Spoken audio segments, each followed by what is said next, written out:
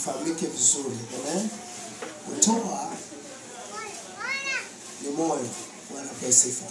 Lakini kuna mtu unataka kutoa lakini hauna kitu cha kutoa kwa wakati huo. Isikuzuie usije kanisani.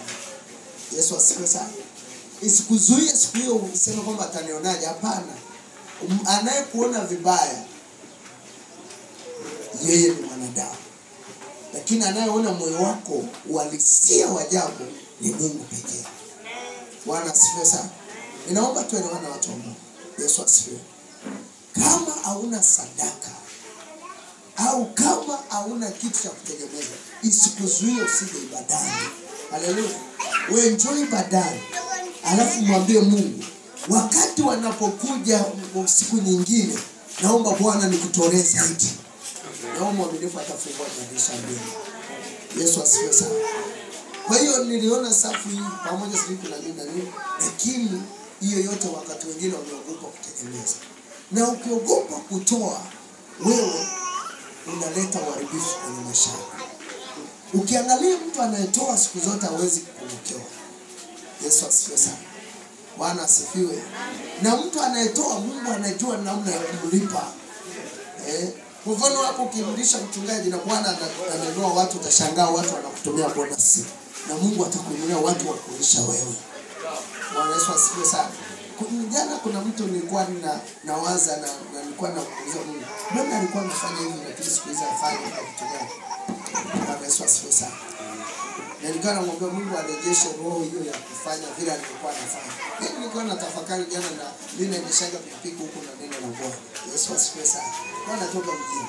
Lakini sasa nilichokuja kiona nikaona yani Mungu ana connection sio kawaida. Kafanya vile vile. Bwana Yesu asifiwe sana. Amen. Yesu asifiwe. Amen.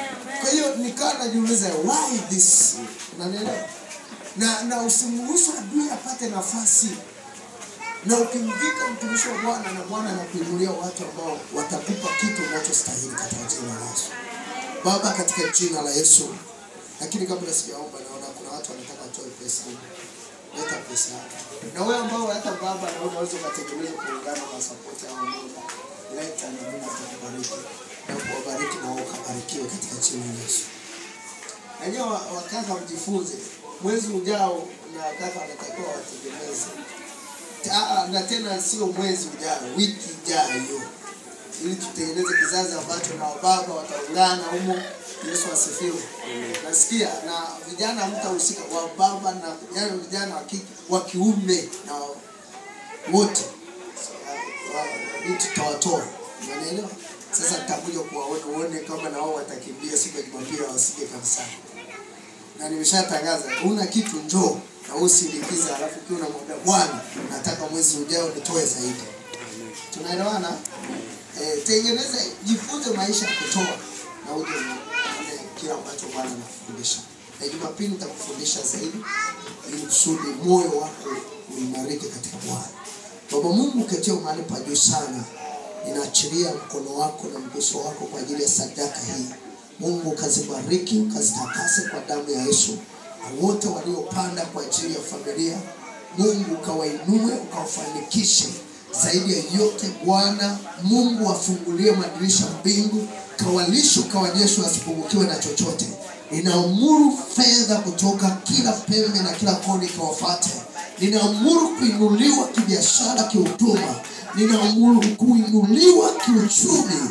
Kila chochote wanachopanda kikastawi na kukua na kuongezeka katika jina la Yesu.